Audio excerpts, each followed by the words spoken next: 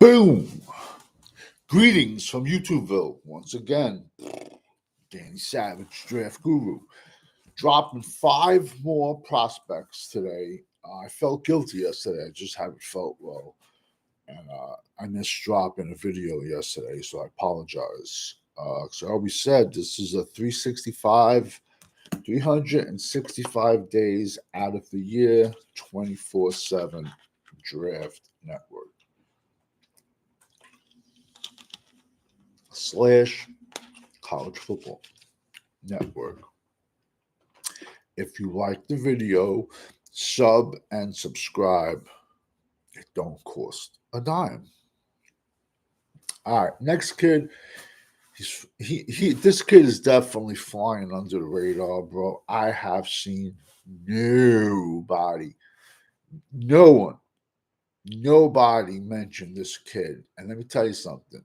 This is a way, way, way below average offensive line class coming out in this draft, man. But isn't it ironic? Like, you got all the big names like Kuiper, Schefter, whatever their names are, Brugler. They're saying that. But isn't it ironic? I said that in May, 3 months before they did. But it is what it is. It's a very weak offensive class. But Iowa has a setter, Jennings Dunker. Right? He should be playing basketball with a name like that. 6'5", 335. He's played some guard also too. So he's a little bit flexible. I think a team will give him a shot at center first. Me personally, I like my centers to be big. You know, how many people on these channels are like, "Oh no, can't put so and so at guard. He's too big." The Ravens' right guard is 6'8", 400 pounds. I could be mistaken, but I'm not. Mekhi Becton, Daniel Falele for the Baltimore Ravens is 6'8", 400. And now the Philadelphia Eagles are in the Super Bowl, and their right guard is 6'7", like 380. So your theory goes out the window of, oh, he's too big to play guard. And that's why I've had arguments with people. Now, they turn it into arguments, not me, because I just stay calm, cool, and collective and talk facts. Don't tell me if a person is too big for a job, man. Come on, man. Usually they'll say, oh, he's too small. Now he's too big. Nah. Like I said, this kid has Iowa. He went to Iowa. He has both started center and guard. Next kid is a kid I'm not really high on this kid at all. Some people are. I wasn't high on him preseason. I wasn't high on him in the season. I really wasn't even that high on him during the Senior Bowl. Marcus Mebao, Purdue, offensive tackle. This kid is 6'5", 310.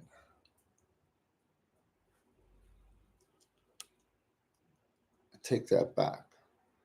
I take all that back. Amon Mebu is,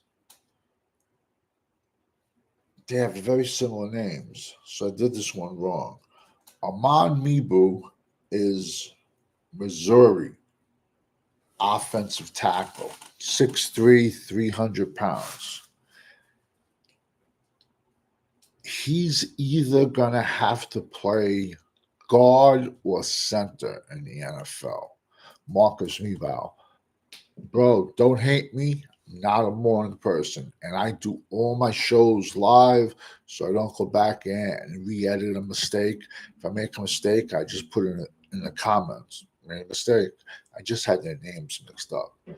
Yeah, like Armand Mebao, everyone's hyping him up, hyping him up, hyping him up. I don't think he had a great week of practice at the Senior Bowl. And when you're 6'3", 300 pounds, he's starting. He's starting. He has started numerous seasons at left tackle, and he has started numerous games at right tackle. But we all know at 6'3", 300 pounds, where is his destination? Guard.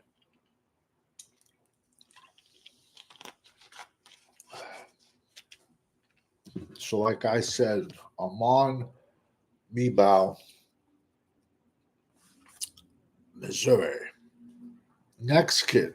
I do like this next kid. I had a flip flopped. Today's a lot of trenches, but I'm only dropping 5. Marcus Mebao. It sounds so similar. Purdue. Yo, Purdue was gross this year. I gave you the Undertaker, the big defensive end. I gave you the linebacker. I gave you a running back from Purdue. I also gave you their tight end. But I don't know if those kids are staying or leaving. But this kid starts, he has guard and tax flexibility, but in my opinion, he's a tackle at the next level. He's a senior, 6'5", 310. I'm the mad scientist where I look at somebody and I'll be like, yo, that person has the frame to put on 20, 30 pounds. This kid does. He has the frame to put on an extra 20 pounds. A lot of people you see, they're maxed out. They can't put on any more weight. This kid got crazy long arms. You can't teach that either. Listen, man, there's also a saying that, and I kind of disagree with it, but it's kind of true sometimes. You can't measure heart. You can't. But unfortunately, college coaches, and I'm sure the NFL coaches say, a good big man is going to beat a good little man. That's how, listen, man, don't shoot the messenger, man. I'm just here. And actually, I was a victim of that because I was said. That's what was said about me. I wasn't big enough. 5'10", 250. Wasn't big enough. But in today's NFL world, where kids are 25, 26, 27, yeah, I could have played 100%. Not a doubt in my mind if I was 25. I was 25. I got pictures to prove, man. 255 with 32-inch waist, veins everywhere, six-pack, muscles. But I started my career already. Also, check this out.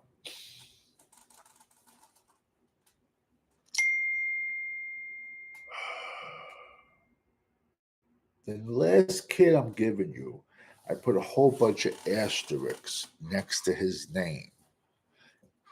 He has what a name this kid has. Nizia Forquan, cornerback, Wisconsin. 6'1", 190, but I got a million stars next to his name. 51 tackles, 5 passes defensed, 2 INTs. The reason I have all these asterisks around his name is yesterday he testified in a federal court because he spent some time at a Division II college. He spent some time before going up to Division III. Now, if you pay attention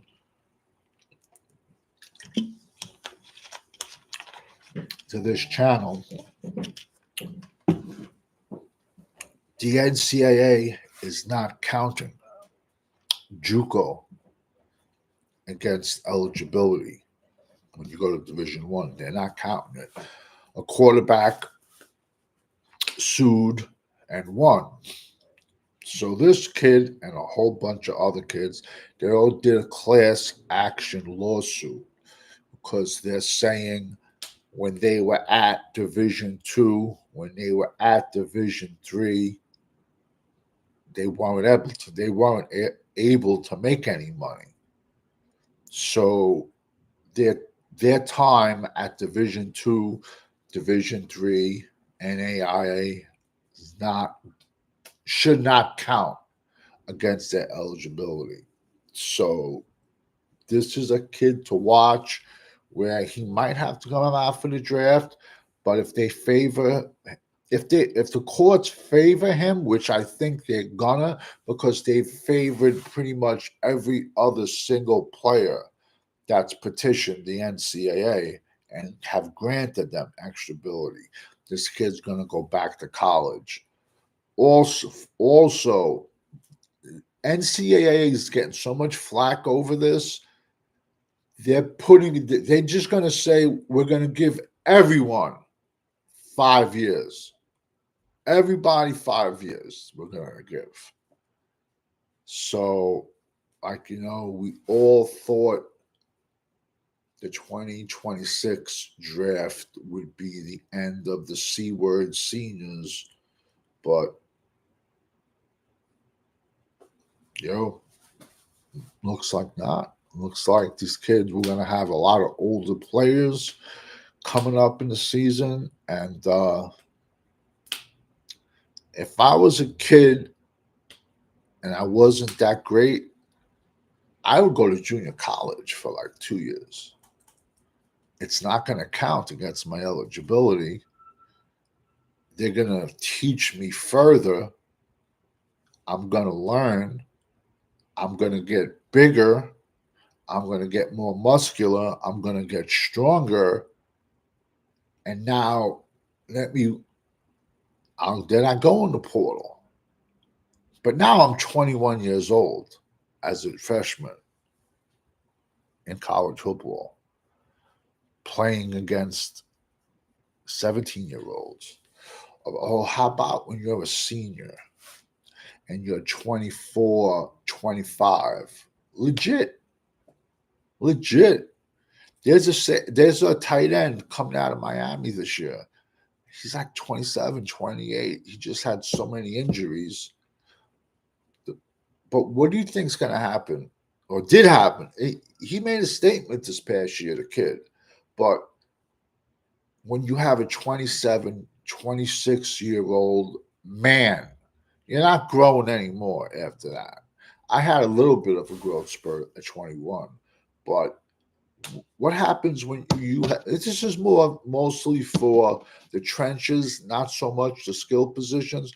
But what do you think happens when you have a 6'5", 340-pound man who's 25 years old, and he's blocking a kid that just came out of high school, who's 19, hasn't even started to develop his frame? What do you think is going to happen? That's one of the reasons why I don't like BYU. But I've said that. I've explained that a million times. So, real quick, we're at 652 players. Look around at all your favorite draft channels. By far the best beard on YouTube. We are at 652, on our way to 800. I might drop another video later, or I'll just do 10 prospects tomorrow. We have one more bowl game coming up. I believe it's February the 22nd, and that's your HBCU collegiate game for their All-Stars. I've already dropped like close to 100 HBCU kids, and I'm going to drop another 100, legit, because you'd be shocked. Listen, years ago, all the talent came from there.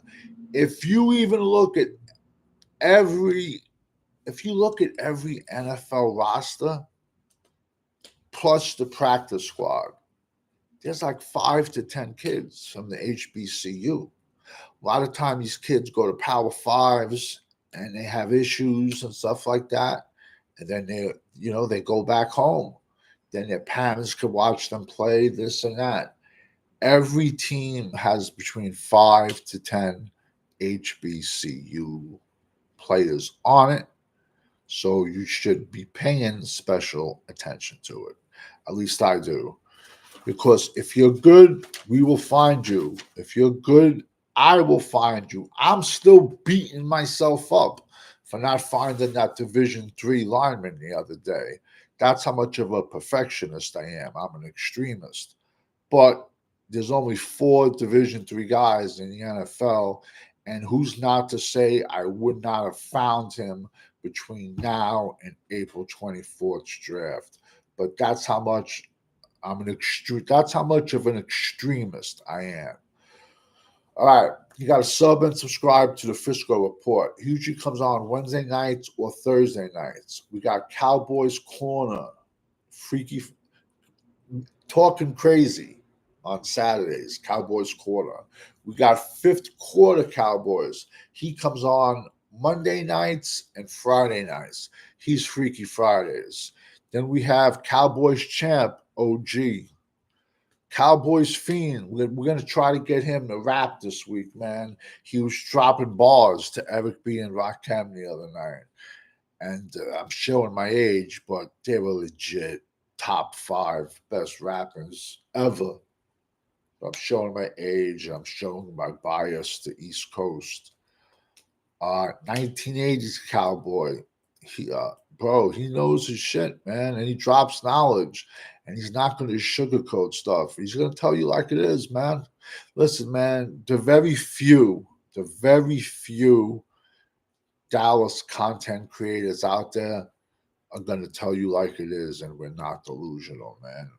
But 90% of Dallas Cowboy content creators are just straight up delusional.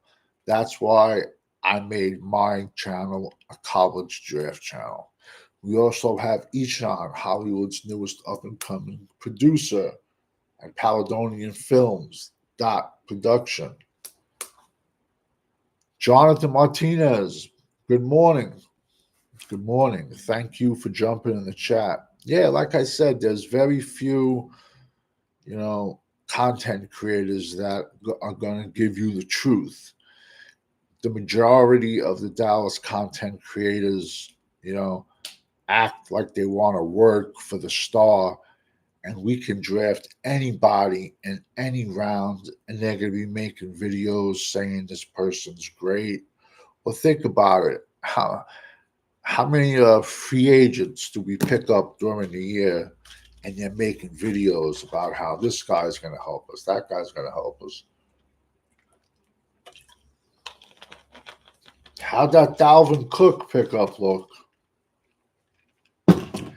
But you see, I blame the coaches and the scouts. You're telling me on the other 31 teams' practice squads, there wasn't another running back who's undrafted or drafted with fresher legs than Dalvin Cook? I said Dalvin was cooked. I watched every single game with the Jets. I find that, but honestly, that's when it comes to football, I honestly think the Joneses are that incompetent. You cannot tell me with a straight face there wasn't some young kid on the other 31 teams practice squad that we could have took as a running back.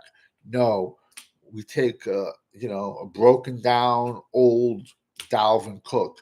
You could have put Dalvin and Cook. You could have put Dalvin Cook and Ezekiel Elliott together, and they still would have sucked.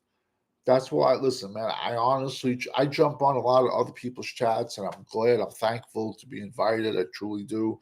I even try this. I try not to do Dallas videos on here. I really do, because it just discourages you, man. Because we all know when you're rocking with the GWO for life. Over and out, everybody.